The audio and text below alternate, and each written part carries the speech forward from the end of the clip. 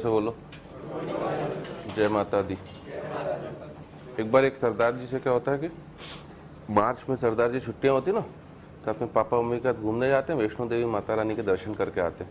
अब पूरे वो 22-23 किलोमीटर की चढ़ाई है, पूरे रास्ते भर जय माता दी चिल्लाते हुए चलते हैं। पता होगा, टीवी में तो देखा होगा ना आपने।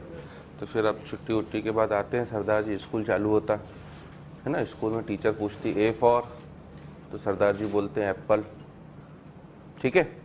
तो फिर टीचर फिर से पूछती जोर से बोलो, सरदार जी बोलते हैं जय माता दी, हैं, क्योंकि पूरे रास्ते भर वहाँ पे एक ही नारा था, जोर से बोलो जय माता दी। तो वो भी यही समझता, जोर से बोलो का मतलब जय माता दी। वैसे ग्रांड मस्ती देख ली होगी आप लोगों ने, देखी तो होगी, झूठ मत बोलो। चलो, तो हमने लास्ट क्लास में कहाँ तक कर लिया था, औपचारिक आवेश के बारे में बात कर ली थी। आज हम लोग चालू करेंगे संयोजकता बंध सिद्धांत। तो आज का हमारा टॉपिक है पहला valence bond theory.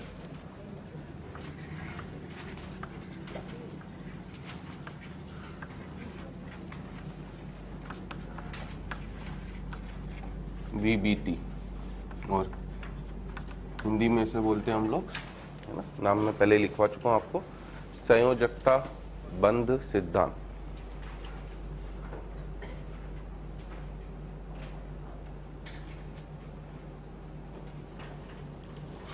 Lewis theory की जो कमियां थी कि वो ये नहीं समझा पाया था कि आखिर बंध किस प्रकार से बन रहा है। अब हम लोग VBT में उस थ्योरी को समझेंगे। तो इसमें लिखना है ना, VBT के अनुसार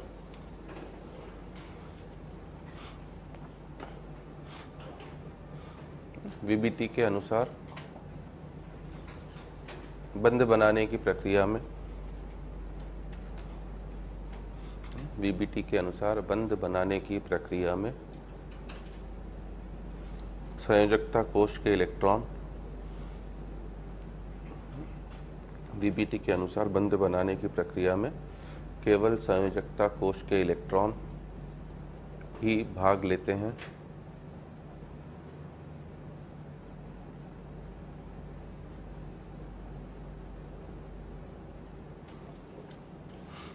ठीक है, तथा बंध बनाने के लिए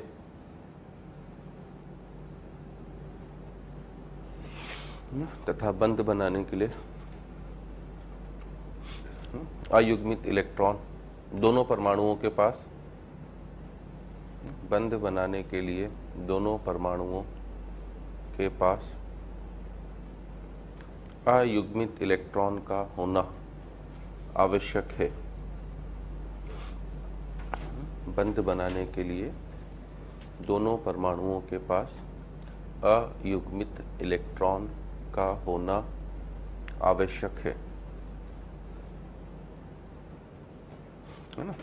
तो अब इस सिद्धांत के अनुसार VBT ने क्या बोला कि जब दो परमाणु आपस में एक दूसरे की तरफ आ रहे हैं तो दोनों के पास एक एक क्या है आपका अयुग्मित इलेक्ट्रॉन। दोनों के जो परमाणुीय कक्षक हैं दोनों आपस में क्या करते हैं, संयोग, है ना। तो इस थ्योरी के अनुसार जो होता है बंध हमारा परमाणुीय कक्षकों के संयोग से बनता है, और इस संयोग को ही हम लोग नाम देते हैं क्या, अतिव्यापन, ओवरलैपिंग। अतिव्यापन का मतलब क्या, कक्षकों के कुछ अंश का साझा हो जाना, और ये साझा जितना मजबूत होगा बंध भी क्या होगा उतना ही प्रबल होगा, ठीक है ना। तो ये भी लिखना हमारा कि VBT के अनुसार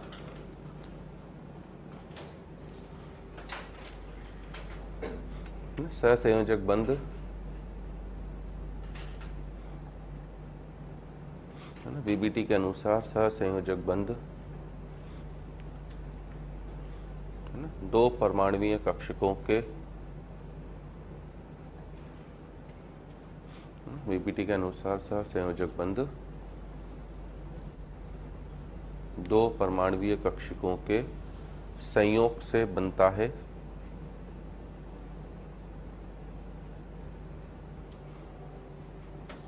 तथा इन अर्धपूरित परमाणुीय कक्षकों, अर्धपूरित से मतलब क्या, दोनों के पास एक एक इलेक्ट्रॉन, है ना, क्योंकि एक कक्षक में अधिकतम कितने इलेक्ट्रॉन रह सकते हैं, दो। आप एक एक कक्षक दोनों लाए और दोनों के पास क्या, एक एक इलेक्ट्रॉन। और कंडीशन ये भी है कि दोनों के पास इलेक्ट्रॉन क्या होना चाहिए, विपरीत इस चक्रण का, एक का ऊपर होगा तो एक का नीचे, क्योंकि जब दोनों संयोग करेंगे तो एक क्या बनेगा, नया कक्षक। उस कक्षक के अंदर दोनों इलेक्ट्रॉन रहेंगे और एक कक्षक में मुझे पता है कि अधिकतम कितने इलेक्ट्रॉन हो सकते हैं, 2। दोनों का चक्रण भी क्या होना चाहिए, विपरीत होना चाहिए, है ना। तो वही मैं लिखा रहा था, तथा क्या बोला था मैंने, है ना, तथा अर्धपूरित परमाणुीय कक्षकों के इस संयोग को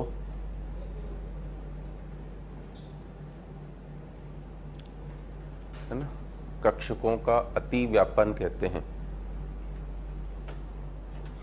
तथा अर्धपूरित कक्षकों के इस संयोग को अति व्यापन कहते हैं, है ना। और आगे लिख लेना, अति व्यापन का अर्थ, है ना, अति व्यापन का अर्थ दोनों कक्षकों के कुछ अंश का साझा होना होता है ना। ये पहला परमाणु कक्षक है आपके पास और ये दूसरा मान लीजिए, है ना, और दोनों के कुछ अंश का क्या हो चुका है आपका, साझा। इस साझे को ही हम लोग क्या बोलते हैं, अति व्यापन, इस तरीके से, है ना। अब जो नए इलेक्ट्रॉन होंगे वो कहाँ जाएंगे, आपका बीच में, है ना। इसके पास भी एक अयुग्मित इलेक्ट्रॉन था, इसके पास भी, तो नए इलेक्ट्रॉन जो होंगे वो हमारे साझे में इस तरह से रहेंगे। तो इस तरीके से हम नए इलेक्ट्रॉन्स को दिखाएंगे, है ना। तो ये पहला आपका एटॉमिक ऑर्बिटल, एओ मतलब एटॉमिक ऑर्बिटल, परमाणुीय कक्षक। ये भी आपका एओ, परमाणुीय कक्षक। और अति व्यापन को हम लोग इंग्लिश में क्या बोलते हैं, ओवर लैपिंग।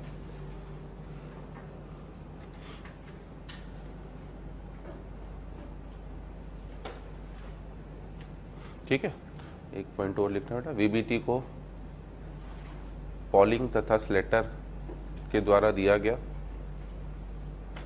वैज्ञानिक थे ये दोनों, उन्होंने इसे प्रति खोज की थी इसकी। तो वीबीटी को पॉलिंग तथा स्लेटर के द्वारा दिया गया तथा हिटलर व लंदन ने इसे विस्तारित किया। वीबीटी को पॉलिंग व स्लेटर के द्वारा दिया गया तथा हिटलर व लंदन के द्वारा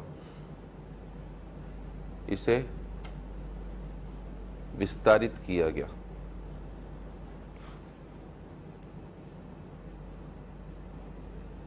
ठीक है, अब हम लोग देखेंगे कि वीबीटी के मुख्य बिंदु क्या है।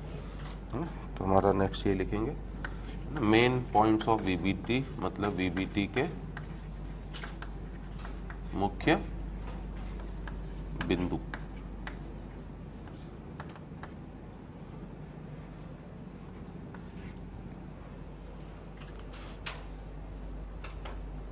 ठीक है, हाँ, पॉइंट वाइज हम लोग एक एक करके लिखेंगे। पहला बिंदु लिखना, है ना, किसी सहसंयोजक बंध के बनने के लिए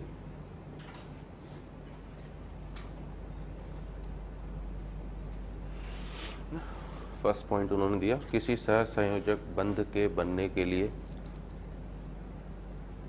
दो अर्धपूरित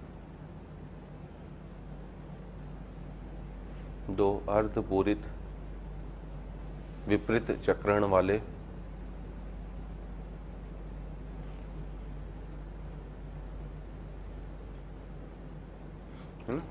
दो अर्धपूरित विपरीत चक्रण वाले परमाणुीय कक्षक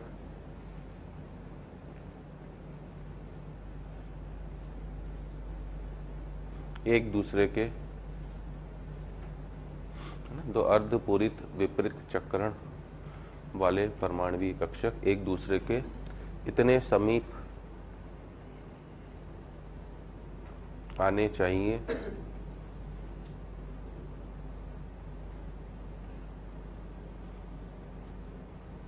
ठीक है ना, ताकि उनके मध्य अति व्यापन हो सके।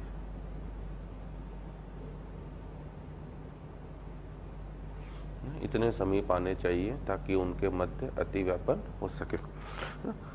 ये पूरा थ्योरेटिकल टॉपिक है बेटा, है ना। ऑब्जेक्टिव्स में हमसे क्वेश्चन इस तरह से पूछ सकता है कि वीबीटी के अनुसार जो परमाणु कक्षक का संयोग होना चाहिए उसके ऊपर क्या शर्तें होनी चाहिए।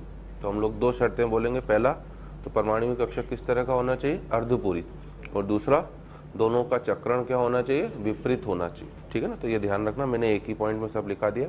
अब ये तो सहसंयोजक बंध होगा। उपसहसंयोजक बंध के लिए क्या होगा, उपसहसंयोजक बंध के लिए एक परमाणु कक्षक पूर्ण पूरित होगा और दूसरा पूर्ण परमाणु कक्षक क्या होगा आपका खाली, और उन दोनों का क्या होगा आपस में अतिव्यापन, है ना। तो ये जो दो इलेक्ट्रॉन है अभी क्या हो गया, एक ये लेके आया और एक ये लेके आया विपरीत चक्रण वाले। तो उप सहसंयोजक बंध के केस में एक ही परमाणु कक्षक दोनों लेके आएगा, दूसरा वाला क्या लेके आएगा, खाली कक्षक, और दोनों के बीच में फिर क्या होगा हमारा अतिव्यापन। तो सेकेंड पॉइंट हम लोग ये लिखेंगे कि उप सहसंयोजक बंध के निर्माण के लिए उप सहसंयोजक बंध के निर्माण के लिए एक पूर्ण पूरित कक्षक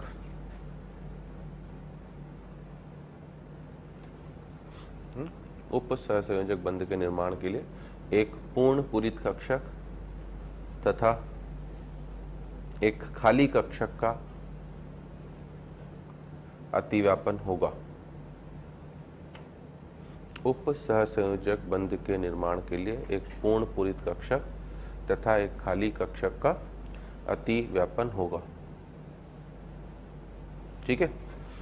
तीसरा पॉइंट कि जो अतिव्यापन होगा उसके लिए परमाणु एक दूसरे के क्या आने चाहिए, पास पास आने चाहिए, है ना। तो ओवरलैपिंग ऑर्बिटल 50% से ज्यादा पास नहीं आना चाहिए। क्या हो जाएगा, है ना। क्यों 50% से ज्यादा पास नहीं आना चाहिए, अगर आप इस परमाणु कक्षक को दिखा रहे हो तो इसके सेंटर पे हम लोग प्लस दिखते हैं। प्लस का मतलब क्या होता है, नाभिक, कि इसके केंद्र पर क्या उपस्थित है आपका नाभिक, है ना। अगर आपने पी कक्षक की बात करें तो पी कक्षक किस तरह का होता है, डंबेल। अब उसमें भी बीच में क्या होता है, नाभिक। तभी वहां पर, क्योंकि मुझे पता है कि नाभिक पर इलेक्ट्रॉन के पाए जाने की प्रायिकता कितनी होती है, 0, इसलिए वो पॉइंट वहां पर क्या हो रहा है आपका, कट हो रहा है। ठीक है। तो सेंटर पे क्या होता है आपका, न्यूक्लियस। ठीक है। अब न्यूक्लियस का मतलब क्या है भैया, कि ये जो पास आ रहे हैं तो आए तो सही, बाकी इनको जो एक्सटेंट होना चाहिए, जो सीमा होनी चाहिए इनकी, वो 50% से क्या होना चाहिए, कम। क्योंकि अगर 50% या उससे ज्यादा अतिव्यापित हो जाएंगे तो उल्टे इलेक्ट्रॉन का प्रतिकर्षण क्या हो जाएगा, काफी ज्यादा प्रभावशाली हो जाएगा और वो आपके अणु को क्या बना देगा, अस्थायी। तो तीसरा पॉइंट हम लोग ये भी लिखेंगे कि अतिव्यापित होने वाले कक्षक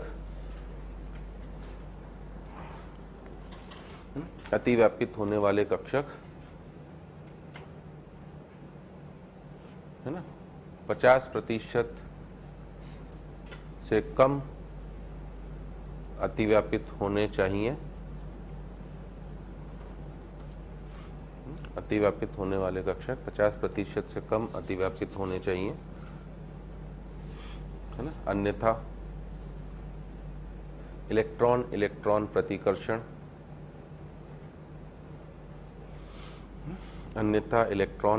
प्रतिकर्षण काफी अधिक होगा, जो अणु को इलेक्ट्रॉन प्रतिकर्षण काफी अधिक होगा जो अणु को अस्थायी बना देगा।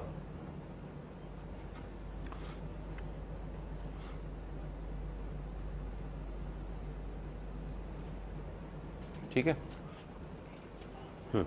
अगला पॉइंट लिखना, है ना। अतिव्यापन के फलस्वरूप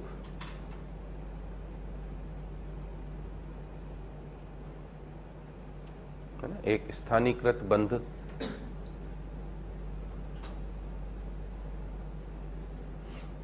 अतिव्यापन के फलस्वरूप एक स्थानीकृत बंध का निर्माण होता है।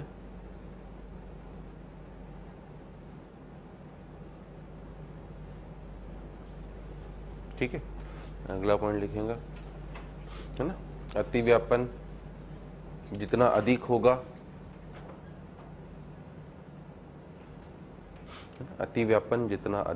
है ना।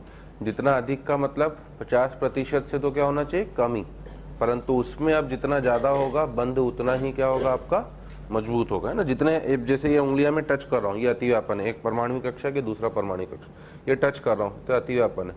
अभी क्या है, ये मजबूत बंध नहीं है। कोई भी मेरे को एक हाथ को टुल्ला मारे तो धड़ से क्या हो जाएगा, अलग हो जाएगा, टूट गया। ठीक है ना। अब मैंने अतिव्यापन की सीमा बढ़ा दी, देखो ज्यादा हो गया तो बंध क्या हो गया, मजबूत। है ना। तो अब तो कोई भी टुल्ला मार दे, है ना, अपनी भी बॉडी कम तो है नहीं, तो अब कोई टुल्ला मार दे, अब हिला के दिखा दे इसको। तो इसलिए अतिव्यापन की सीमा जितनी अधिक होगी, बंध क्या होगा उतना ही मजबूत, अणु का स्थायित्व भी उतना ज़्यादा, बंध ऊर्जा उतनी ज़्यादा होगी, और बंध की लंबाई क्या होगी उतनी कम। अगर ये इस तरह से अतिव्यापित हुए तो बंध लंबाई यहाँ से लेकर यहाँ तक पूरी काउंट होगी, और अगर ये पास पास आ गए तो बंध की लंबाई भी क्या होगी कम, और जो चीज़ जितनी छोटी होगी, है ना, वो उतनी ही क्या होगी मजबूत। कई केसेस में अपवाद भी होता है, वो आप समझ सकते हो, परंतु बंध के केस में बंध की लंबाई जितनी कम होगी वो बंध उतना ही क्या होगा मेरा मजबूत होगा। तो हम लोग अगला पॉइंट यही लिखेंगे, है ना, कि अतिव्यापन की सीमा जितनी अधिक होगी बंध उतना ही मजबूत बनेगा, बंध उतना ही मजबूत बनेगा, ना, बंध ऊर्जा अधिक होगी,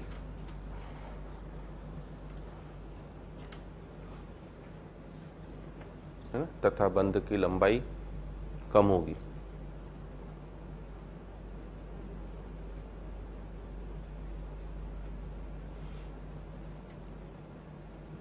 ठीक है।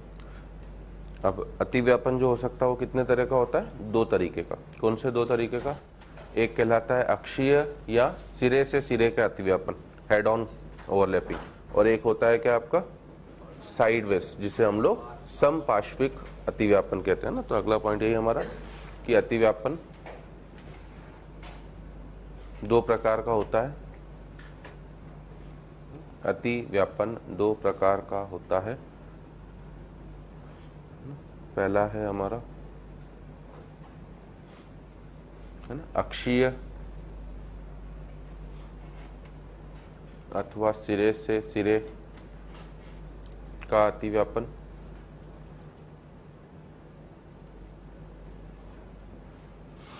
ठीक है, और दूसरा होता है आपका समपार्श्विक अतिव्यापन।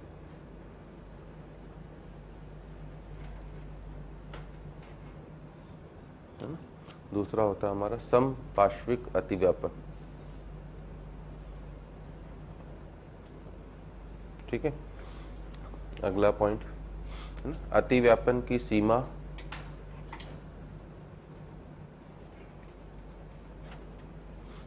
कितनी अतिव्यापन होगा, है ना, एक्सटेंट, तो वो किस किस के ऊपर निर्भर करेगी। एक तो कक्षक के प्रकार के ऊपर कि किस प्रकार का आप कक्षक ले रहे हो, ठीक है ना। दूसरा निर्भर करेगी वो अतिव्यापन के प्रकार के ऊपर भी, किस तरह का हो रहा है, हेड ऑन हो रहा है मतलब एक्सियल हो रहा है कि साइडवेज हो रहा है, ठीक है ना, दो तरह के जो होते हैं हमारे। तो अतिव्यापन की सीमा कक्षकों तथा अतिव्यापन के प्रकार पर निर्भर करती है।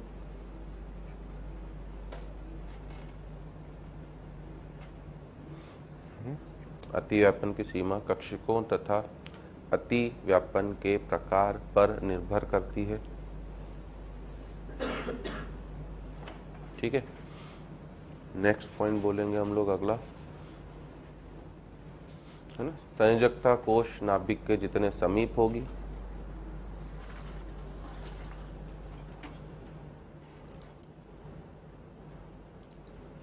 संयोजकता कोश नाभिक के जितना समीप होगा,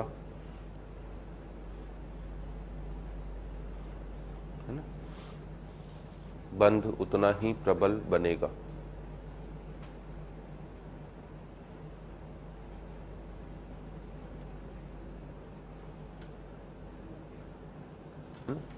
ठीक है, मतलब इस पॉइंट के लिए क्या बोलेंगे हम लोग कि 1-1 की अतिव्यापन की सीमा क्या होगी, 1-2 से ज़्यादा, उसकी ज़्यादा होगी किससे, 2-2 से, इस तरीके से, है ना। तो जितना समीप होगा आपका संयोजकता कोश के इलेक्ट्रॉन नाभिक के, अणु का स्थायित्व, बंध का स्थायित्व क्या होगा मेरा उतना ही अधिक होगा। तो इसमें हम लोग इसी तरह से लिखेंगे 1-1 ज़्यादा 1-2 से, 1-2 ज़्यादा 2-2 से,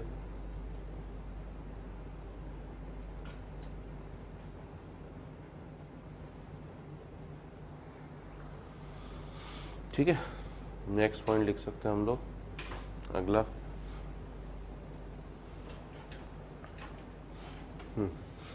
कक्षक में दिशात्मक प्रकृति,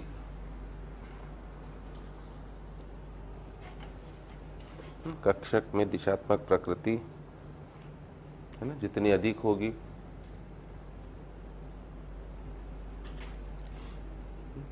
अतिव्यापन उतना ही मजबूत होगा।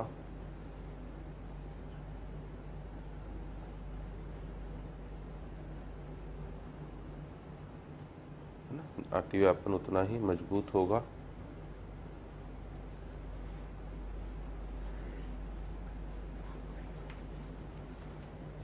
ठीक है।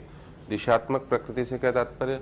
हमें पता है एस कक्षक किस तरह का होता है, अदिशात्मक गोलाकार है, ठीक है ना, जबकि पी कक्षक क्या है, दिशात्मक। अगर आप पी एक्स बोलते हो तो आपके जो लोब होंगे वो केवल एक्स एक्सिस, पी वाई बोलोगे तो वाई एक्सिस, पी जेड बोलोगे तो जेड एक्सिस। तो अगर मुझे एस एस, एस पी और पी पी तीनों का अतिव्यापन दे, सबसे बढ़िया अतिव्यापन किसका होगा, पी और पी का। दिशात्मक प्रकृति जितनी ज्यादा होगी अतिव्यापन की सीमा भी क्या होगी आपकी उतनी ज्यादा, ठीक है ना। तो अगर दो सेम शेल के आपके इलेक्ट्रॉन्स को देखना हो तो आप बोलोगे, है ना, ये सेल शेल मतलब n की वैल्यू समान होगी, तब हम लोग बोलेंगे एस एस का अतिव्यापन कम होगा किससे, एस पी से, और उसका कम होगा हमारा किससे, पी पी से।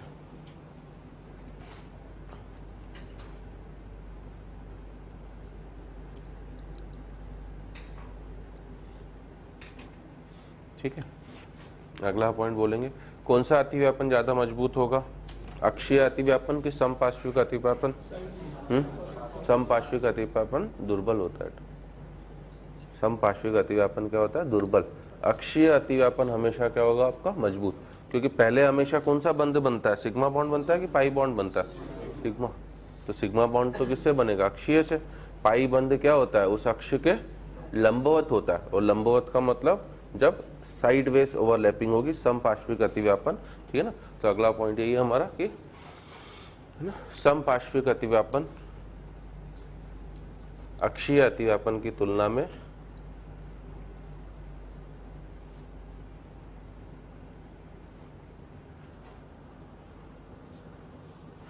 समपार्श्विक अतिव्यापन अक्षीय अतिव्यापन की तुलना में दुर्बल होता है। ठीक है, तो अगर आपसे अगर ऑर्डर पूछे तो ये वाले तो हमारे कौन सी ओवरलैपिंग के लिए, अक्षीय मतलब अक्षीय, और ये सबसे दुर्बल होगा कौन सा वाला हमारा, समपार्श्विक, जिसे हम लोग, है ना, साइडवेज। तो आप इंग्लिश वाली टर्म भी डाल देना, ये अक्षीय है और ये साइडवेज मतलब समपार्श्विक, या इसे कभी कभी पैरेलल ओवरलैपिंग भी बोला जाता है।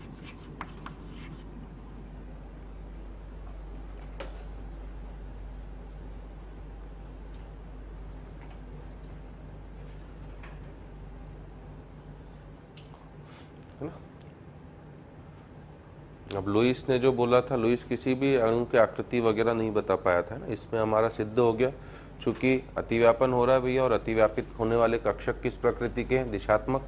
इसका मतलब सहसंयोजक बंध भी क्या होगा, दिशात्मक, और आपके अणु की एक विशिष्ट क्या होगी, आकृति, क्योंकि जिस तरह से वो अतिव्यापित होगा उसी के अनुसार उसे क्या होगी, दिशा मिलेगी, है ना। तो लास्ट पॉइंट बस हम लोग ये लिखेंगे, है ना, चूंकि कक्षक दिशात्मक प्रकृति के होते हैं, चूंकि कक्षक दिशात्मक प्रकृति के होते हैं, है ना, ब्रैकेट में डाल देना एस को छोड़कर, है ना, क्योंकि एस किस प्रकृति का होता है मेरा, अदिशात्मक, है ना। चूंकि कक्षक दिशात्मक प्रकृति के होते हैं अतः सहसंयोजक बंध भी दिशात्मक प्रकृति का होता है ना, जो अणु को एक विशिष्ट आकृति प्रदान करता है।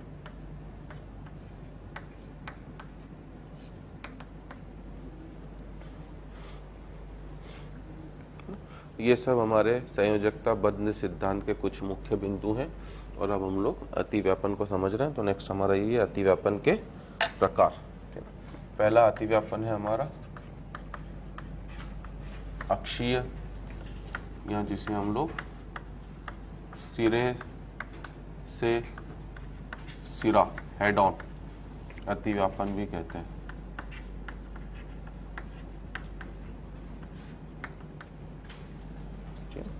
जिसमें लिखना हमारा कि अंतरनाभिकीय अक्ष के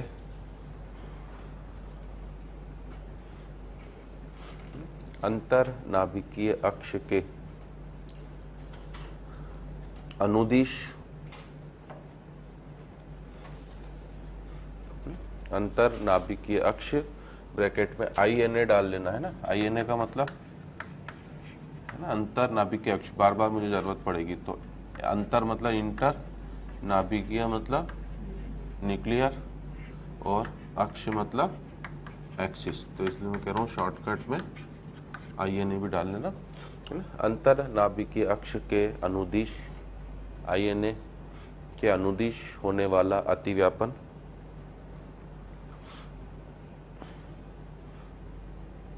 है ना अक्षीय अतिव्यापन कहलाता है। अंतर नाभिकीय अक्ष के अनुदिश होने वाला अतिव्यापन अक्षीय अतिव्यापन कहलाता है तथा इस अतिव्यापन के फलस्वरूप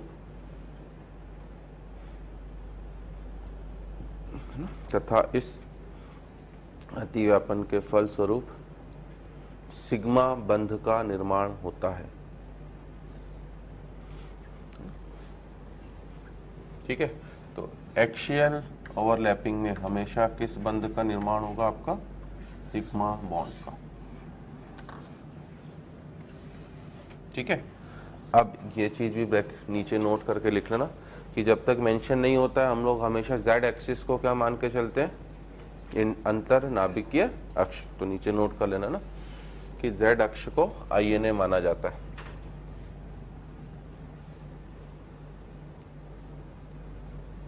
ठीक है, और इसमें लिखना यह निम्नलिखित प्रकार का होता है। जैसे पहला है हमारा SS अतिव्यापन।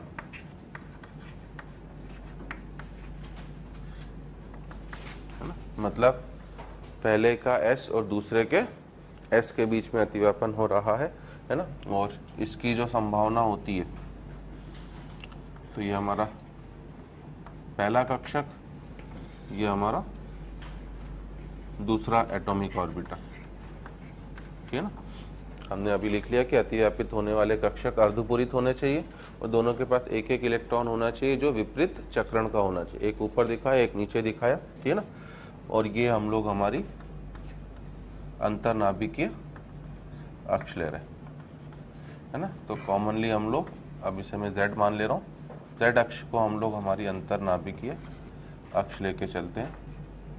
ठीक है, Z अक्ष के अनुदिश अब सहसंयोजक बंध का जो निर्माण होगा वो इसी तरीके से होगा। दोनों एक दूसरे के क्या होंगे? आपके पास पास आएंगे, और पास पास आने के बाद दोनों कक्षक क्या होंगे? हमारे अतिव्यापित।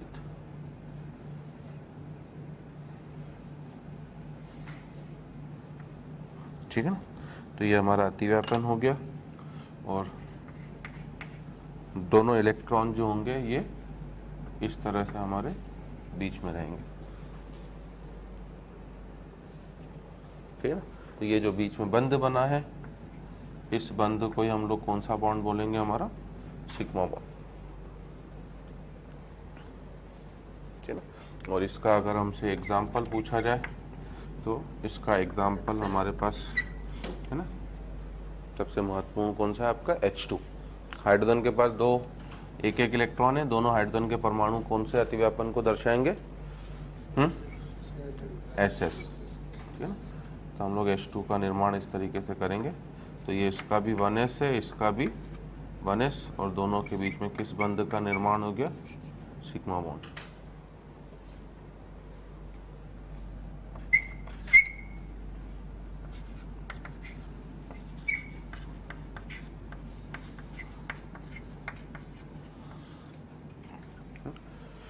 सेकेंड अतिव्यापन जो होता है SP, है ना। अब चूंकि S तो अदिशात्मक प्रकृति का होता है, परंतु मुझे पता है कि P कक्षक दिशात्मक प्रकृति का होता है। ठीक है ना, और S चूंकि गोलाकार है तो P आप कोई सा भी ले लो। X अक्ष गोलाकार का मतलब क्या हो गया? त्रिविमीय हो गया ये तो इसमें X अक्ष भी आने वाली है और Y अक्ष भी आने वाली और Z अक्ष भी, इसलिए P का प्रकार कुछ भी हो सकता है।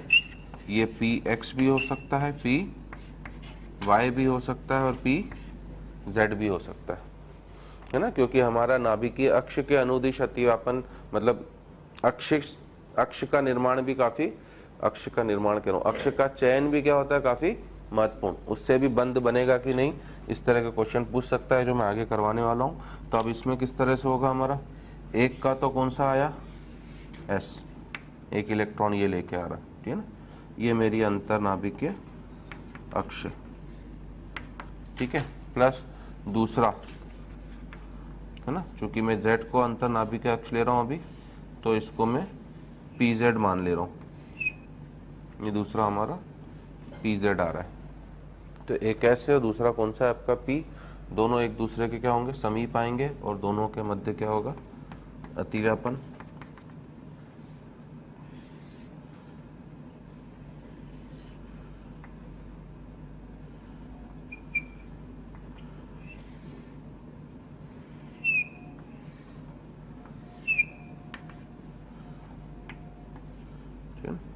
तो यहाँ पे अतिव्यापन के फलस्वरूप हमारा वापस किस बंध का निर्माण होगा, सिग्मा बॉन्ड।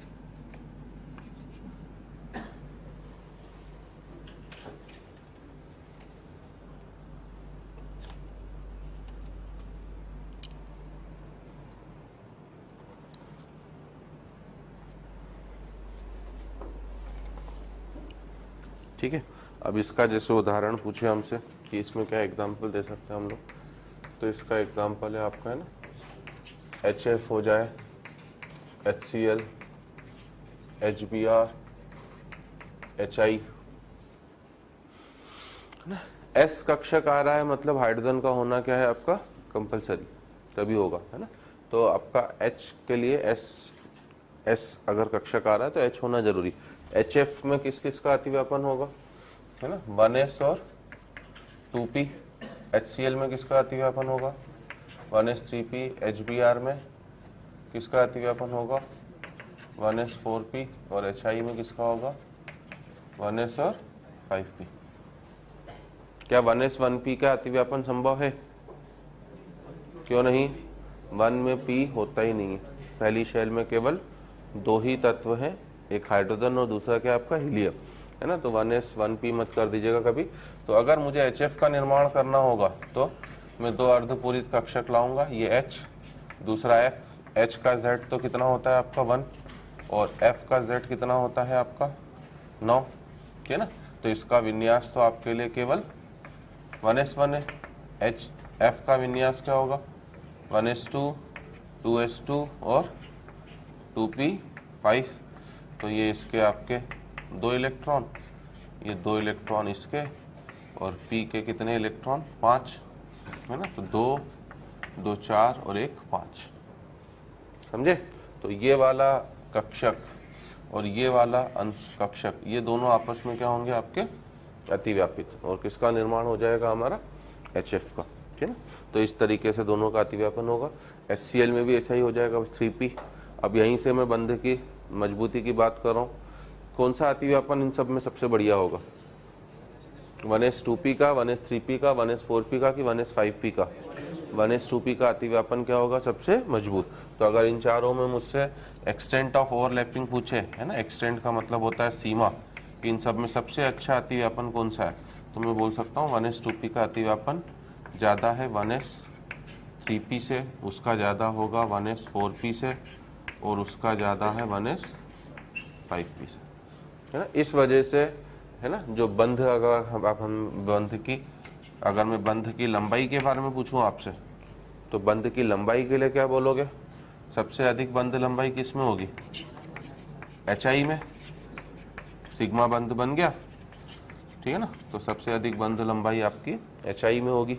और अगर बंध ऊर्जा की बात करूंगा तो क्या बोलोगे, सबसे अधिक बंध ऊर्जा किसकी होगी, HF की, क्योंकि बंध लंबाई और बंध ऊर्जा हमेशा एक दूसरे के व्युत्क्रमानुपाती होती है, ठीक है ना। तो bond energy is inversely proportional to bond length, है ना। क्यों होता है ऐसा, जो चीज जितनी छोटी होगी भैया, है ना, ये चौक है, इसे तोड़ना मेरे लिए क्या खूब आसान है, परंतु अगर मैंने एक बिल्कुल छोटा सा टुकड़ा ले लिया चौक का, है ना, कहाँ एक बड़ा था टुकड़ा,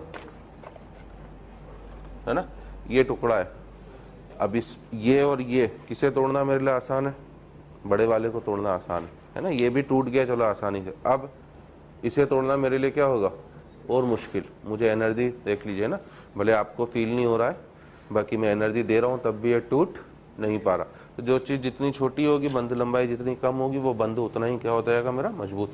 तो इसलिए बॉन्ड एनर्जी के लिए क्या बोलेंगे, HF ज़्यादा मजबूत HCl से, वो HBr से, और वो मजबूत हो जाएगा किससे मेरा HI से। ठीक। तीसरे तरह का अतिव्यापन होगा हमारा, जो सबसे महत्वपूर्ण है ना, वो है आपका PP अतिव्यापन।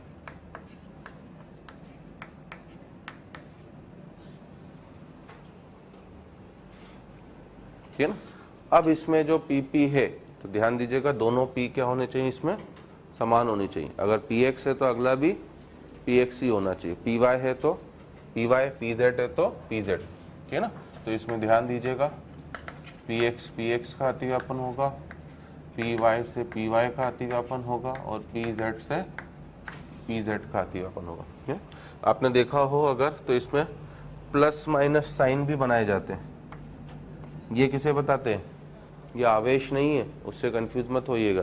ये केवल आपको तरंग फलन के क्या बताते हैं, चिन्ह, है ना। हमें पता है कि इलेक्ट्रॉन क्या है, एक तरंग की तरह स्टीविम में नाभिक के चारों तरफ क्या लगाता है, चक्कर।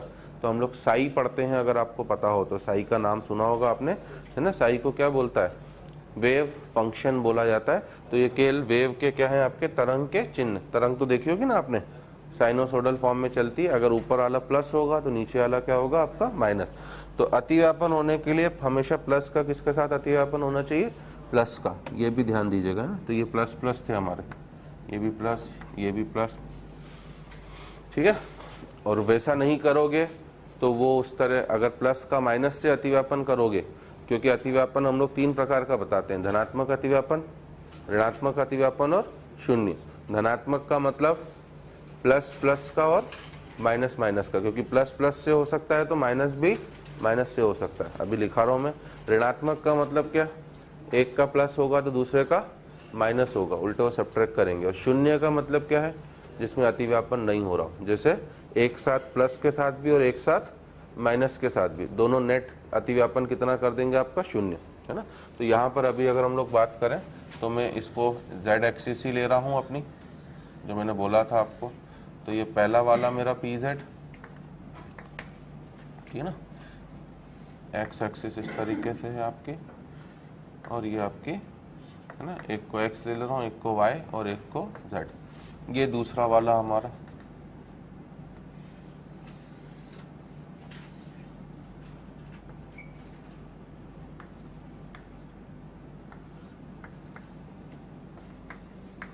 है ना।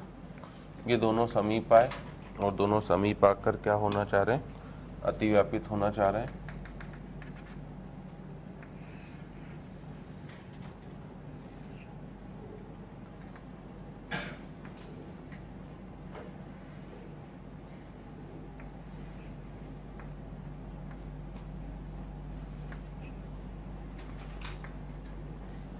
तो इस तरह से दोनों का अतिव्यापन हो गया, और अतिव्यापन होते ही यहाँ पर किस बंध का निर्माण हो गया मेरा, सिग्मा। PP अतिव्यापन के लिए दिशा का ज्ञात होना हमारा आवश्यक है।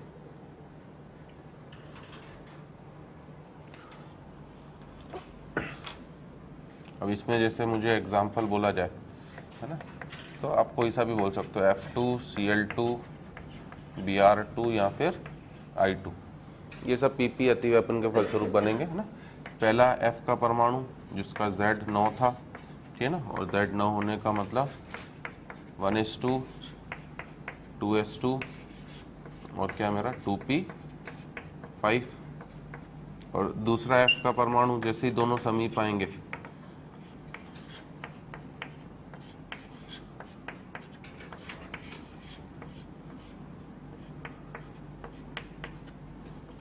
ठीक है ना, तो ऊपर वाले का एक, नीचे वाले का एक, दोनों PP के फलस्वरूप क्या होंगे आपके, अतिव्यापित होंगे, और इससे हमारा किसका निर्माण हो जाएगा, PP बंध का। तो सब में PP आपका बंध चल रहा है।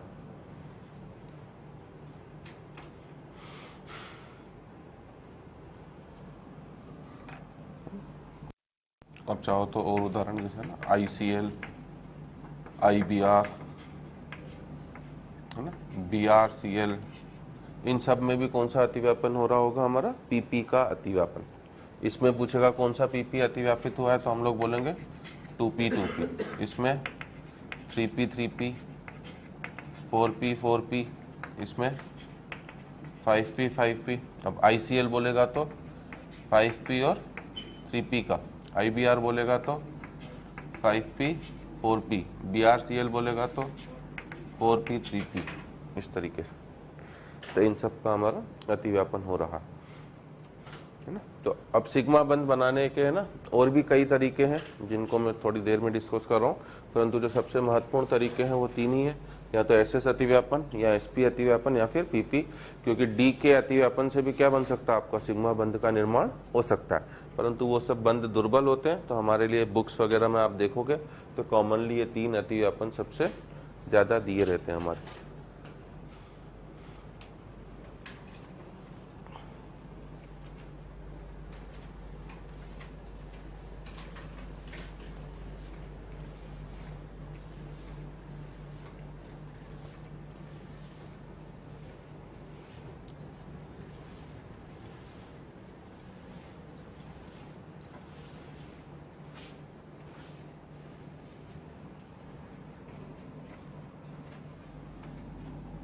आई मेरी बात समझ में सभी को?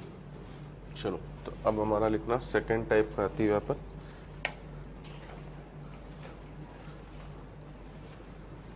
है ना, जो कहलाएगा आपका समपार्श्विक अतिव्यापन।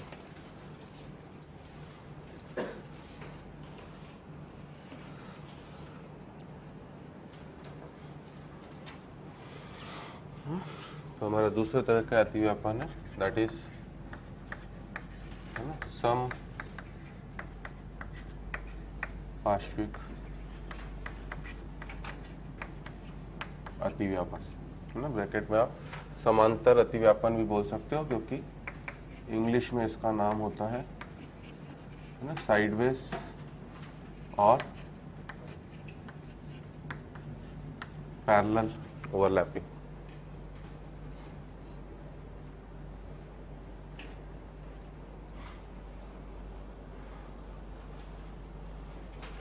समपार्श्विक या समांतर, दैट इज साइडवेज और पैरेलल ओवरलैपिंग। इसमें क्या होता है कि जो आपकी अंतर्नाभिकीय अक्ष होगी, अतिव्यापन क्या होगा? उसके ऊपर और नीचे होगा, इसलिए ये साइड में ओवरलैप कर रहा है। इस वजह से पाई बंध क्या बोला जाता है? इसके फलस्वरूप किस बंध का निर्माण होगा? पाई बंध का। और इसलिए अगर आपको पता हो तो पाई बंध के अनुदिश सिग्मा बंध के अनुदिश क्या मुक्त घूर्णन संभव है? फ्री रोटेशन, घुमा सकते हो बेटा। ये पहला अणु है, उसको स्थिर रखो, दूसरे को क्या करते जाओ? घुमाते जाओ। परंतु पाई बंध के अनुदिश आप कभी भी मुक्त घूर्णन नहीं करवा सकते। क्यों? पाई बंध तब बनता है जब ओवरलैपिंग दोनों ऑर्बिटल की पूरी इस तरह से हो, एक दूसरा को पूरी तरह से ढक ले। अगर आपने घूर्णन कराना चालू करा तो दोनों हाथ मेरे क्या होते जा रहे हैं? अलग अलग। जैसे ये ऑर्बिटल के अतिव्यापन टूटा, पाई बंध भी वहीं से क्या हो जाएगा? टूट जाएगा। इस वजह से आपको पता होगा कि पाई बंध वाले यौगिक ज्यामितीय समवेतता को दर्शाते हैं, जिसमें अणु अगर फिक्स हो गए तो वहीं पर क्या हो जाएंगे? फिक्स। तो ओवरलैपिंग पूरी ऐसी होनी चाहिए। अगर आपने घूर्णन करना चालू करा, अतिव्यापन की सीमा वहीं खत्म हो गई और धड़ से बंध क्या हो जाएगा? मेरा टूट जाएगा। तो हम लोग पहला पॉइंट यही लिखेंगे कि वह अतिव्यापन जो है ना अंतर नाभिकीय अक्ष के लंबवत, है ना, वह अतिव्यापन जो अंतर नाभिकीय अक्ष के लंबवत अर्थात ऊपर व नीचे होता है, अर्थात ऊपर व नीचे होता है, समपार्श्विक अतिव्यापन कहलाता है।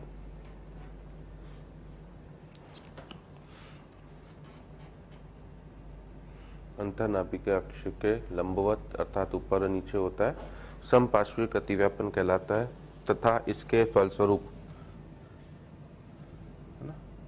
पाई बंध का निर्माण होता है,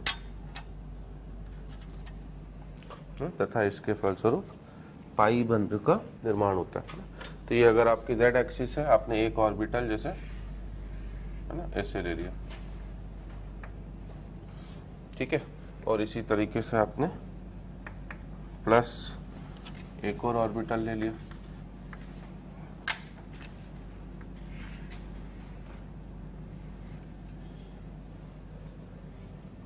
ठीक है ना। इलेक्ट्रॉन आप कहीं पे भी दिखा सकते हो, तो ये प्लस, ये माइनस, ये प्लस, ये माइनस। तो अब इन दोनों ने अतिव्यापन करा है। ये मेरी z एक्सिस, और जिसे दिखाने का तरीका क्या होगा मेरा,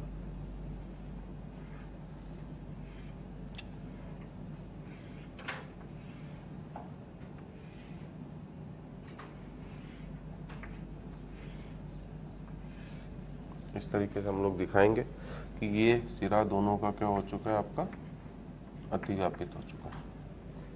तो ये हमारा PP अतिव्यापन हो रहा है ना। अब अगर आप इसे z एक्सिस ले रहे हो तो ये जो होगा या तो px होना चाहिए या फिर क्या होना चाहिए, py, है ना। और ये भी क्या होना चाहिए आपका, px या फिर py,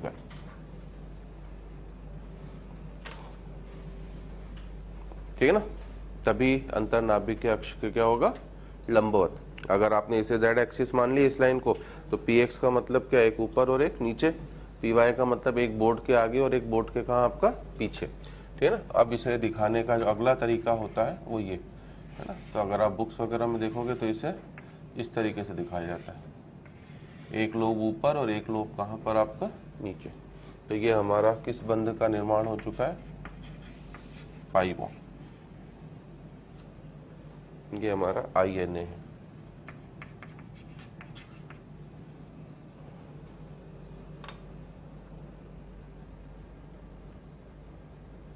ठीक है ना। अब इसके भी 3 प्रकार होते हैं। पहला तो इसी को नाम दे देना आप, है ना, PP अतिव्यापन।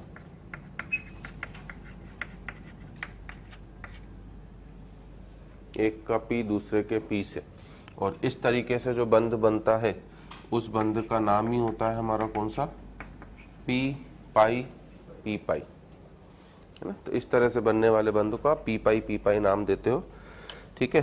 अगर इसके एग्जाम्पल दिए जाए तो सबसे पहला एग्जाम्पल है आपका O2। अगर मैं O2 को लेता हूं, मतलब मुझे 2 ऑक्सीजन के अणु लेने हैं। ऑक्सीजन का Z कितना होता है आपका 8, है ना।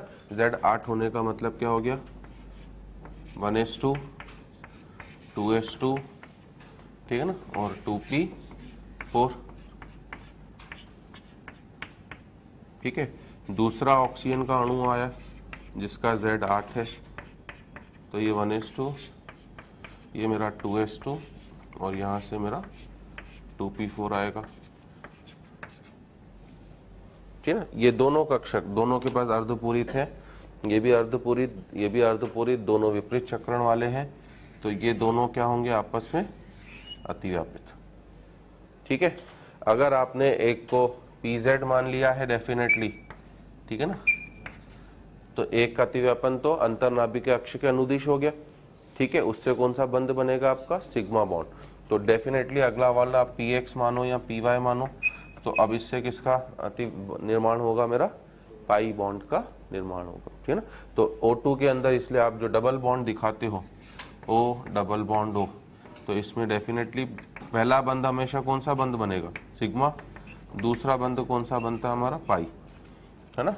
और इस पाई बंध का नाम पूछे तो हम लोग क्या बोलेंगे, इसे 2p, है ना, 2p पाई और 2p पाई। सिग्मा बंध का भी नाम पूछे तो मैं क्या बोलूंगा, 2p सिग्मा, है ना। और इसका कभी ऑर्बिटल डायग्राम पूछ ले तब इसका ऑर्बिटल डायग्राम में किस तरह से बनाऊंगा, एक तो x अक्ष के अनुदिश होगा और एक क्या होगा आपका y अक्ष के अनुदिश। तो पहला ऑक्सीजन का अणु, यहां से आप दूसरा अणु भी ले आइए,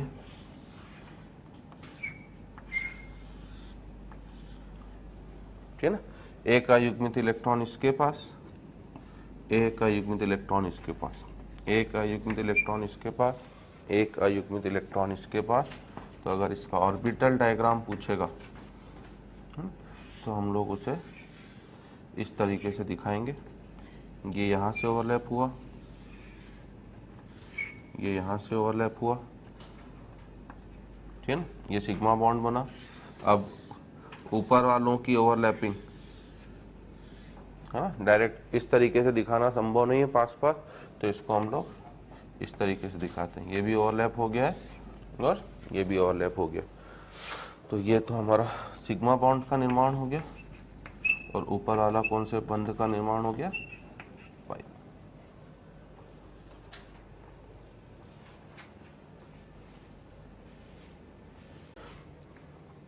अगर एक एग्जांपल और दे जैसे, तो ये ऑर्बिटल डायग्राम भी महत्वपूर्ण होते हैं।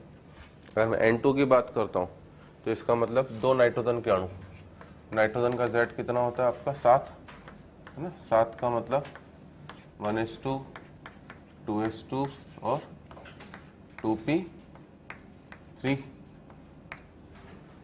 दूसरा N, इसका Z 7 है, ये 1s2 2s2 और 2p3, है ना। अर्धपूरित भी हो गए और साथ ही साथ क्या हो गया आपका विपरीत चक्रण वाले। तो ये तीनों क्या करेंगे आपस में अतिव्यापित। अगर ये दोनों अतिव्यापित हुए तो पहला बंध कौन सा बनाएंगे आपका सिग्मा, तो ये सिग्मा बॉन्ड। ये दोनों अतिव्यापित हुए तो पाई, ये दोनों अतिव्यापित हुए तो भी कौन सा बंध बनाएंगे पाई, है ना। तो इस वजह से जब हम लोग N2 बनाते हैं तो हम लोग इस तरीके से बनाते हैं, और VBT के बाद यही क्वेश्चन आते हैं इसमें कितना कौन कौन से पाई बंध हैं, कितने सिग्मा बंध हैं। तो अगर नाइट्रोजन की बात करेगा तो क्या बोलूँगा मैं इसमें, एक तो सिग्मा बॉन्ड है, दो कौन से बॉन्ड हैं आपके पाई बॉन्ड, और दोनों पाई बॉन्ड कौन से हैं, है ना, 2p पाई। ऑर्बिटल डायग्राम अगर मुझे इसका बनाना हो डायरेक्ट तो किस तरीके से बनाऊंगा, है ना।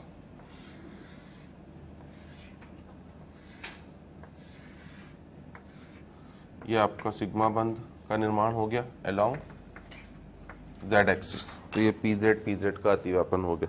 पहला बॉन्ड हमेशा कौन सा बनेगा मेरा सिग्मा।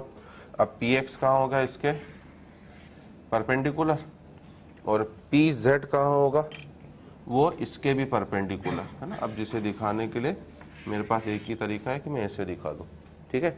इसी तरीके से इसमें जाओगे तो ये इस वाले का PX और ये इस वाले का क्या आपका PZ, ठीक है। एक एक अयुग्मित इलेक्ट्रॉन इनके पास भी था, एक इसके पास, एक इसके पास, एक इसके पास और एक इसके पास। अब इनके अतिव्यापन को हम लोग इस तरीके से दर्शाएंगे कि ये इससे अतिव्यापित हुआ, ठीक है, और ये वाला हमारा इससे अतिव्यापित हो रहा है।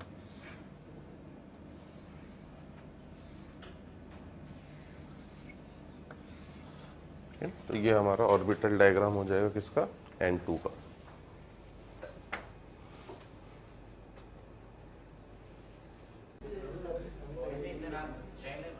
है ट्रेलर सुनाता हूँ, चालू करो, गाना सुनाएंगे, है ना। तो एक गाना सुनते हैं हम लोग, 2 लाइनें, थोड़ा बहुत ठीक ठाक गा लेता हूँ, है ना। दिक्कत क्या है बेटा, देखो गाना गाने में मुझे कोई तकलीफ नहीं है, बाकी मेरे गले में कुछ दर्द है, मतलब आवाज़ में मेरा इतना दर्द है कि वो मेरा गाना सुनने के बाद आपके सर में आ जाएगा बेटा, है ना। फिर क्लास झेलना आपके लिए क्या हो जाएगी, भारी हो जाएगी। परंतु तब भी आप निवेदन कर रहे हो तो एक पुराना गाना सुनते हम लोग। मुझे पुराने ही आते बेटा ना, शीला की जवानी और चिकनी चमेली जैसे तो गाने नहीं आते, तो पुराने बढ़िया सॉन्ग्स और स्पेशली सेंटिमेंटल सॉन्ग्स ज़्यादा पसंद है। तो एक आनंद मूवी का गाना है, राजेश खन्ना की पिक्चर है, गाना तो सुना होगा खैर आपने। जिंदगी का सफर है ये कैसा सफर, कोई समझा नहीं कोई जाना नहीं, है ये कैसी डगर चलते हैं सब मगर, कोई समझा नहीं कोई जाना नहीं। जिंदगी को बहुत प्यार हमने दिया, मौत से भी मोहब्बत निभाएंगे हम। रोते रोते जमाने में आए मगर हंसते हंसते जमाने से जाएंगे हम।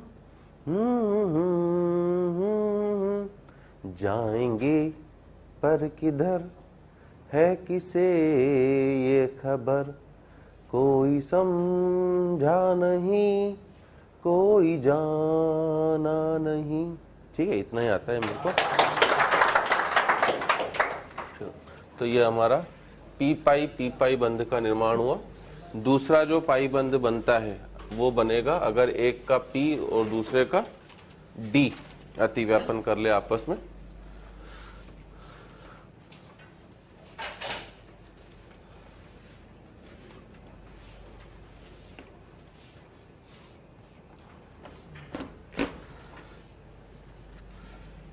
ठीक है ना, सेकंड हम लोग बोलेंगे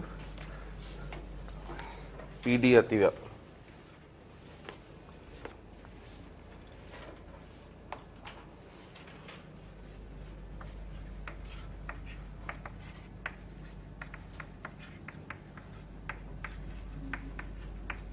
है ना, और इससे जो पाई बंध बनेगा उसका नाम हम लोग देंगे कौन सा, पी पाई डी पाई बॉन्ड। ठीक है, अब ये कैसे बनेगा आपका कि आप एक का तो क्या लोगे, पी लोगे, है ना, और इधर आप क्या ले लोगे अपना डी।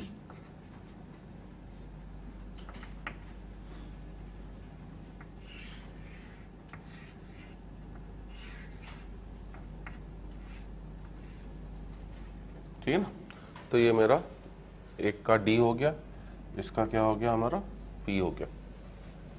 ठीक है, अब ये दोनों क्या होंगे आपस में अतिव्यापित होंगे।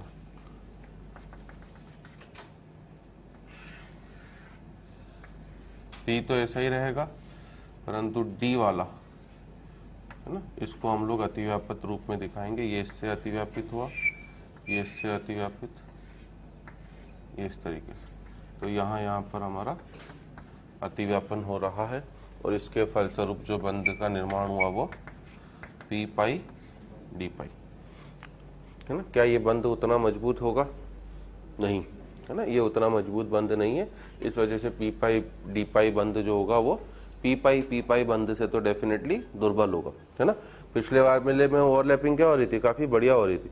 इसमें आप देख सकते हो ओवरलैपिंग की सीमा जो होगी वो काफी कम, परंतु बनता जरूर है ना। किस तरीके से बनेगा बंध बनाने के लिए? अब जो क्वेश्चन आएंगे कि इसमें सिग्मा बंध गिनो, पाई बंध गिनो, या पी पाई कितने, पी पाई डी पाई कितने हैं, तो हमेशा सबसे पहले अंदर के जो इलेक्ट्रॉन होंगे वो किसका निर्माण करेंगे, सिग्मा बॉन्ड। बाहर वाले इलेक्ट्रॉन किसका निर्माण करेंगे, पाई बॉन्ड, है ना। जैसे इसमें अब मैं एग्जांपल दूं आपको SO3 का, सल्फर ट्राईऑक्साइड। अब सल्फर ट्राईऑक्साइड में जब आप जाओगे तो मुझे पता है कि सल्फर का Z कितना है, 16, ठीक है ना, और ये किस आवर्त का है, तृतीय आवर्त का। अगर मैं इसका विन्यास लिखने जाऊं, ठीक है ना, तो नियॉन, हीलियम के बाद क्या आता है आपका नियॉन। वहां तक तो लिखने की मुझे कोई जरूरत नहीं, क्योंकि बंध बनाने की प्रक्रिया में केवल संयोजकता कोश के इलेक्ट्रॉन ही भाग लेंगे। इसके आगे आप क्या लिखोगे, 3s2 और 3p4, है ना। रफ संरचना SO3 की हम बात कर ही चुके हैं, पता है ना सभी को, S डबल बॉन्ड हो, डबल बॉन्ड हो और डबल बॉन्ड हो।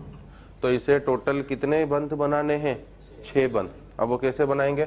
अगर मैं 3s2 3p4 के सिद्धांत से जाता हूं तो मेरे पास तो क्या है, केवल क्या है मेरे पास, केवल कितने अयुग्मित इलेक्ट्रॉन है, 2। तो ये केवल कितने बंध बना सकता है, 2, परंतु मुझे कितने अयुग्मित इलेक्ट्रॉन चाहिए, 6। तो जब मैं ये, तो इसकी कौन सी अवस्था है, GS का मतलब ग्राउंड स्टेट, आद्य अवस्था, ठीक है ना। ये पहले आएगा किसमें आपका, FeS में।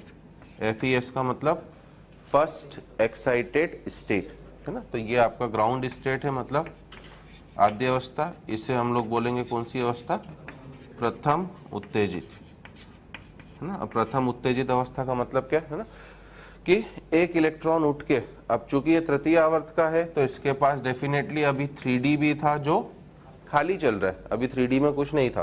तो पहले क्या होगा आपका, अब ये 3s2 3p3 और क्या हो जाएगा 3d1, ये इसकी प्रथम उत्तेजित अवस्था हो गई।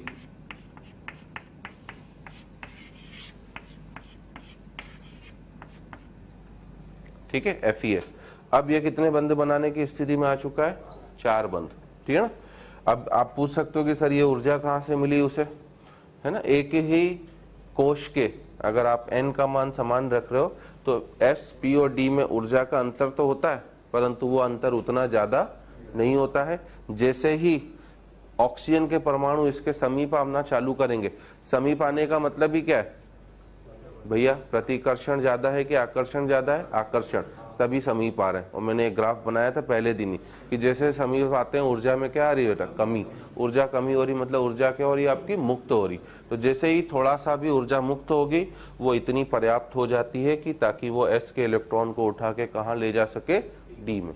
हम बाहर से कोई ऊष्मा नहीं दे रहे, हम तो बस SO3 का निर्माण कर रहे हैं। S और O के परमाणु जैसे ही समीप आएंगे अपने आप हल्की सी जो ऊष्मा मुक्त होगी उससे वो इलेक्ट्रॉन उत्तेजित होकर क्या होगा, D ऑर्बिटल में चले गया। अब अभी भी मुझे 6 बंध बनाने हैं, मतलब मुझे इसे भी क्या करना पड़ेगा, अयुग्मित। तो इसलिए ये अपना SE किस में आ जाएगा, है ना, SES में। SES का मतलब सेकेंड एक्साइटेड स्टेट, द्वितीय उत्तेजित अवस्था, 3s1 3p3 और 3d2। तो ये आपका इस तरीके से द्वितीय उत्तेजित अवस्था में आ जाएगा, ठीक है ना। तो इट इज SES, द्वितीय उत्तेजित अवस्था।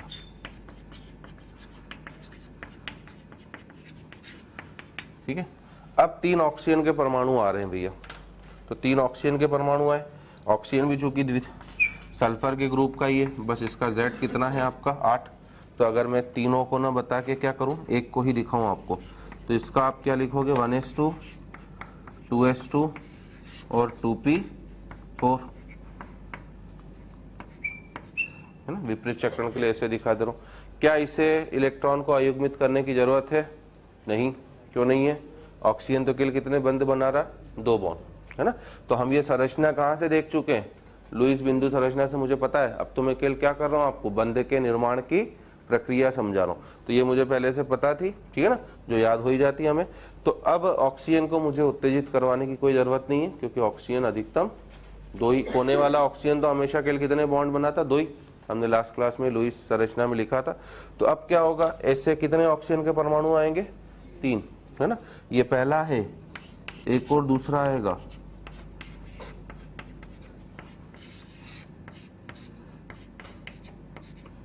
ठीक है। फिर ऐसे ही एक और तीसरा भी आएगा,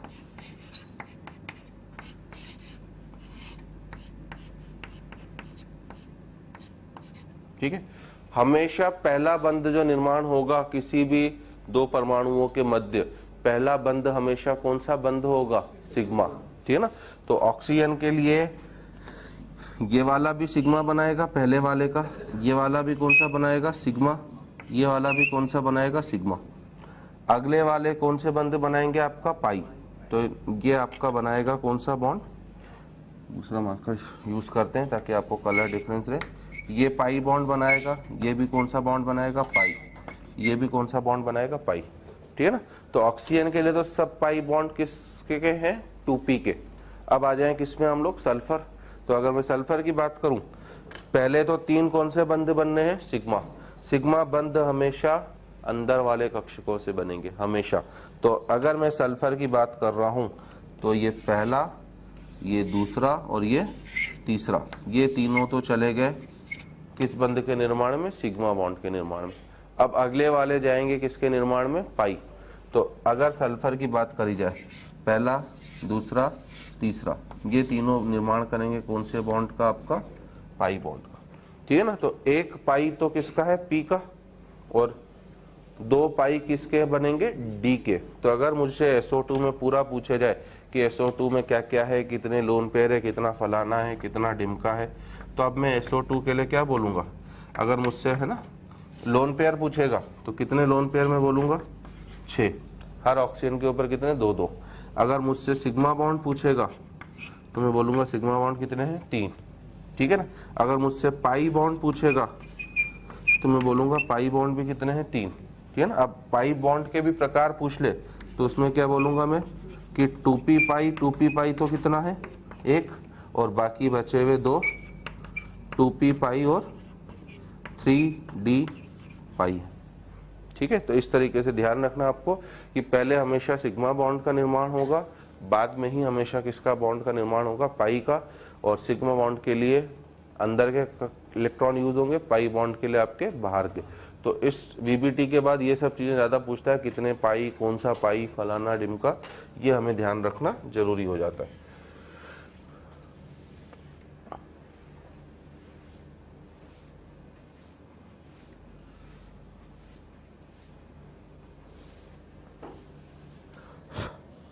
ठीक है ना। और तीसरे तरह का भी पाई बना सकते हो आप, जो डी के अतिव्यापन से बनेगा।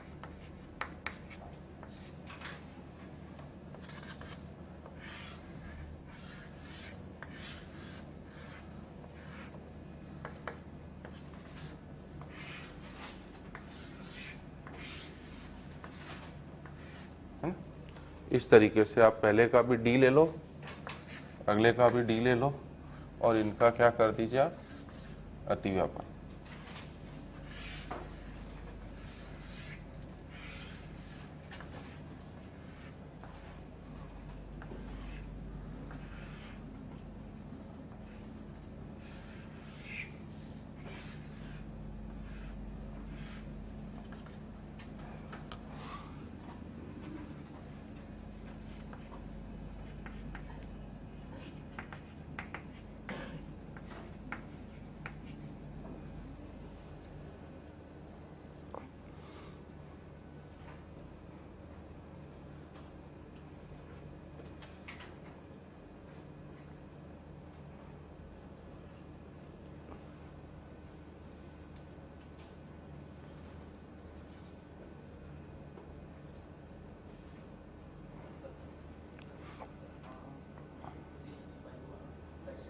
हम्म हम्म हम्म हम्म हाँ, 2p पाई और इसका 3p पाई, ये कह रहे हो ना। 2p पाई और 3p पाई एक, और 2p पाई और 3d पाई।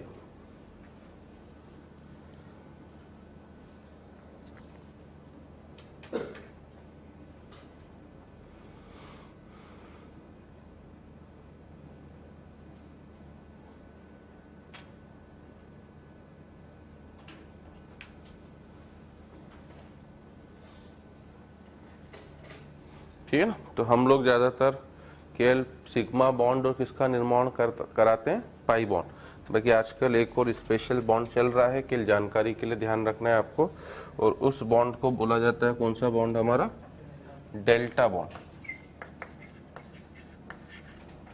है ना। इन सभी में आप देख रहे हो केवल कितने का अतिव्यापन हो रहा है, कितने कितने लोब का अतिव्यापन हो रहा है, 2-2 का। इसकी भी 2 लोब और उसकी भी 2 लोब।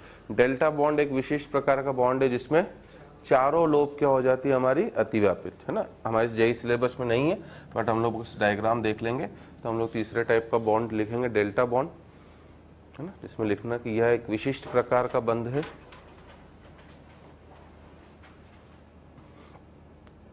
यह एक विशिष्ट प्रकार का बंध है जो डी कक्षक के चारों लोब, है ना, चार मतलब पालिया बोलते हैं ना हिंदी में, जो डी कक्षक की चारों पालियों के अतिव्यापन से बनता है। यह एक विशिष्ट प्रकार का बंध है जो डी कक्षक के चारों पालियों के अतिव्यापन से बनता है।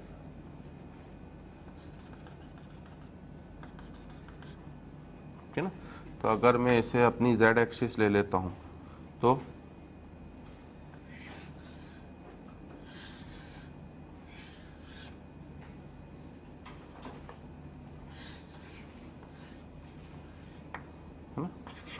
ये dxy डेफिनेटली क्या होगा, ये इसके परपेंडिकुलर होगा, ठीक है ना। और इसी तरीके से ये दूसरा dxy,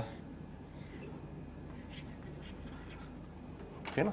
तो अगर आप इस तरह का बंध ले रहे हो, ये इससे अतिव्यापित होगा, ये इससे अतिव्यापित होगा, ये वाला इससे अतिव्यापित, है ना, ये वाला इससे अतिव्यापित होगा आपका, और ये वाला इससे अतिव्यापित होगा।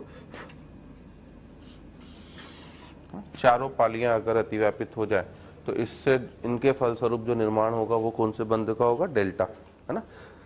dxy आप समझ ही रहे हो क्या होगा, परपेंडिकुलर किसके, अगर मैंने इसको z एक्सिस ले ली तो ये वाली एक्सिस कौन सी होगी, मेरी x, और ऊपर वाली एक्सिस कौन सी होगी, y।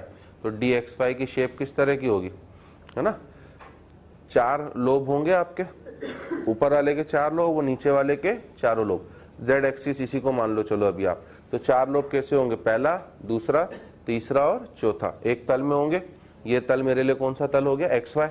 dxy की आकृति किस तरह की होती है, d में डबल डम्बेल होता है, चार लोब, ठीक है ना। और dxy, dyz, dxz, इन सब में लोब क्या होते हैं, अक्षों के बीच में। तो अगर मैं इसे z एक्सिस मान लेता हूं तो चारों xy के बीच में चार लोब, नीचे से जो दूसरा आ रहा है उसके भी कौन से लोब, हमारे चार लोब, चारों एक दूसरे से क्या हो जाएंगे, लंबवत अतिव्यापन करेंगे और किस बंध का निर्माण कर दे देंगे, हमारा डेल्टा बॉन्ड, है ना। तो 3D डायग्राम को बोर्ड पे दिखाने के लिए मैं इसी तरीके से बता सकता हूँ। इमेजिन करने के लिए आप अपनी इस वाली एक्सिस को z एक्सिस ले लो, तो ये आपका xy तल हो गया, xy के चार लोब ऊपर के और चार लोब कहाँ के, नीचे के, ये हमारे अतिव्यापित करके डेल्टा बॉन्ड का क्या करेंगे, निर्माण, ठीक है ना। तो अब एक चीज और नोट करना हमारा अगला कि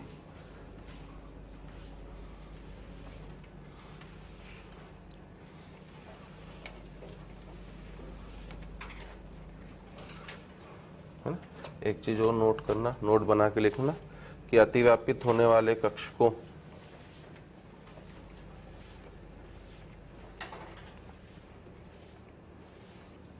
अतिव्यापित होने वाले कक्षकों के तरंग फलन का चिन्ह समान होना चाहिए। अतिव्यापित होने वाले कक्षकों के तरंग फलन का चिन्ह समान होना चाहिए।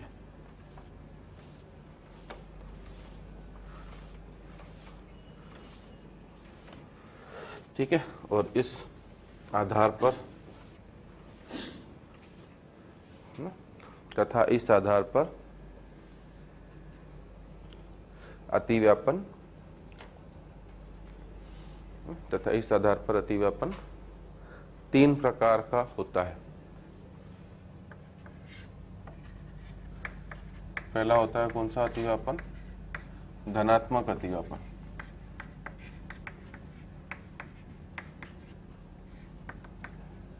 है ना। धनात्मक अतिव्यापन का मतलब है दोनों पालियों के चिन्ह समान हो, मतलब प्लस का किसके साथ, प्लस से, है ना, और माइनस का किसके साथ, माइनस, दोनों पालियों के चिन्ह समान होने चाहिए।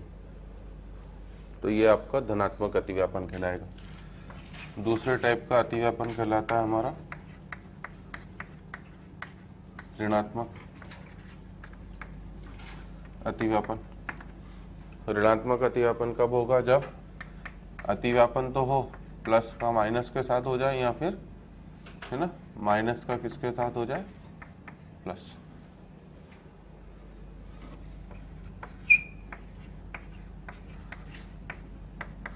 और तीसरे टाइप का अतिव्यापन होता है कौन सा, हमारा शून्य। शून्य का मतलब नो, है ना, प्रभावी अतिव्यापन जीरो।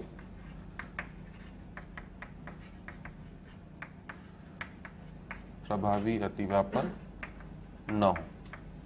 और प्रभावी अतिव्यापन न हो से क्या तात्पर्य है कि अतिव्यापन हो ही ना, है ना, या तो ना हो पहली कंडीशन, या फिर जैसे प्लस है वो एक साथ, है ना, प्लस के साथ भी कर रहा है और माइनस के साथ भी।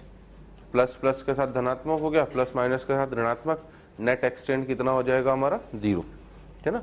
तो इसको हम लोग एक छोटे से क्वेश्चन के फॉर्म में भी करेंगे कि निम्नलिखित में से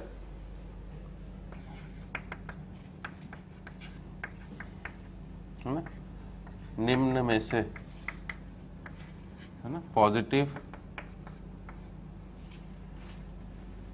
धनात्मक लिख पूरे, है ना, निम्न में से धनात्मक ऑब्लिक ऋणात्मक, है ना, ऑब्लिक शून्य अतिव्यापन पहचानिए।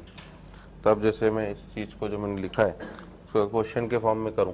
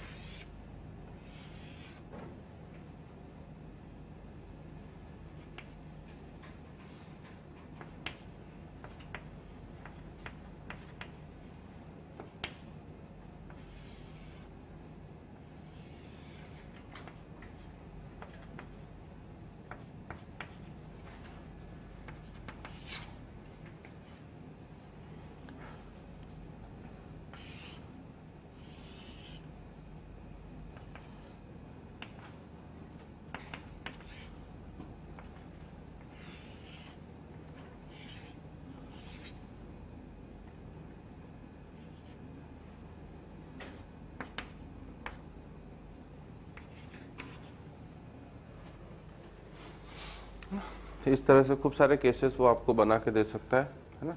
खूब सारे डायग्राम संभव है हमारे, मैं 2-4 बस केसेस बता रहा हूँ कि आपको पहचानने का कम से कम तरीका मिल जाए, है ना। पहले वाले अतिव्यापन को जैसे हम कौन सा अनुभव अतिव्यापन बोलेंगे, शून्य, है ना। क्यों, ये इसके साथ भी ओवरलैप करेगा और इसके साथ भी, नेट ओवरलैप कितना बना देगा 0, है ना। दूसरे वाले अतिव्यापन को आप क्या बोलोगे, ऋणात्मक,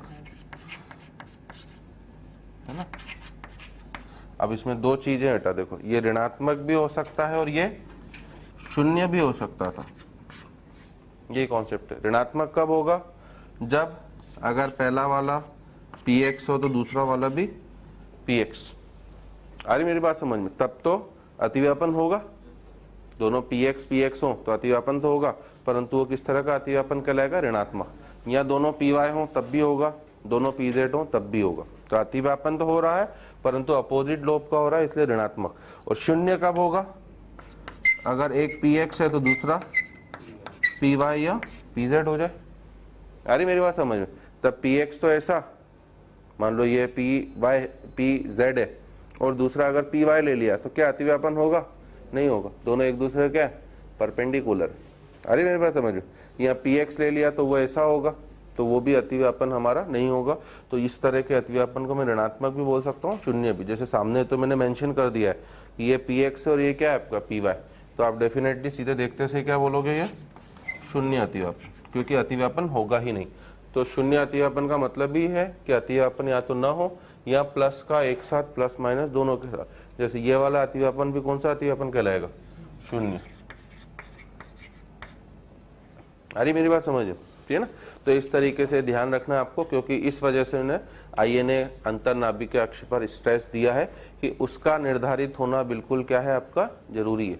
अगर वो आपने नहीं बताई है तो अतिव्यापन का प्रकार क्या होता जाएगा, मेरा बदलता जाएगा। इनफैक्ट बंधों के जो प्रकार हैं, जैसे अब ये वाला, इस वाले अतिव्यापन को हम लोग बोलेंगे कि संभव नहीं है। क्यों नहीं है संभव? क्योंकि आपने कितने प्रतिशत का अतिव्यापन करवा दिया है, 50%। दिख रहा है, मैंने प्लस प्लस सेंटर में ले लिया, और अभी मैंने लिखा था कि अतिव्यापन की जो सीमा होनी चाहिए वो 50% से कम, है ना। अब इसमें क्या ये संभव है? बिल्कुल संभव है। और कौन सा बंध बनेगा आपका? धनात्मक। आ रही मेरी बात समझ में? ठीक है। और बॉन्ड भी कौन सा बनेगा मेरा? सिग्मा बॉन्ड, ठीक है ना। तो इस तरीके से वो वेरिएशन कर सकता है आपका। और थ्योरेटिकल क्वेश्चन ऐसे थ्योरी के फॉर्म में पूछ सकता है कि अगर अंतर्नाभिक अक्ष z है तो pz के अतिव्यापन से कौन सा बंध बनेगा। अगर आप z एक्सिस को अंतर्नाभिक अक्ष ले रहे हो, मान लो अब मैंने तो z लिया है, अब क्वेश्चन के फॉर्म में दे दे कि अंतर्नाभिक अक्ष x को ले लिया, सपोज करो, तो px के अतिव्यापन से कौन सा बंध बनेगा? सिग्मा। और py के अतिव्यापन से पाई। जो अनुदिश होगा वो सिग्मा, जो लंबवत हो गया वो पाई। और pz के अतिव्यापन से भी पाई। और px और py के अतिव्यापन से होगा ही नहीं, एक px है दूसरा क्या है आपका py, तो अतिव्यापन नहीं होगा, है ना। तो हमें अतिव्यापन को इफेक्टिवली समझ में आना चाहिए, लोब्स मेरे दिमाग में क्लियर होना चाहिए, और उसके बाद में इमीडिएटली अतिव्यापन को बता सकता हूँ, ठीक है ना। s और अगर आप z एक्सिस को ही अंतर्नाभिक के अक्ष ले रहे हो और वो पूछे आपसे कि s और dz स्क्वायर के अतिव्यापन से कौन सा बंध बनेगा? s और dz स्क्वायर, तो आप क्या बोलोगे? Sigma bond. z एक्सिस ही अंतर्नाभिक के अक्ष है, ये आपका s हो गया बेटा, और इधर से क्या आएगा?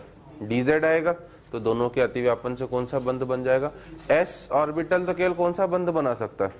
सिग्मा ही तो बना सकता है। अगर अतिव्यापन होना होगा तो सिग्मा बनाएगा, नहीं होना होगा तो हम लोग बोलेंगे कि वो हमारा बंध का निर्माण नहीं करेगा, ठीक है ना। तो ये हमारा कुछ क्वेश्चंस वगैरह थोड़े बहुत हम नेक्स्ट क्लास में करेंगे, तो यहीं से आगे बढ़ेंगे अगली क्लास, ठीक।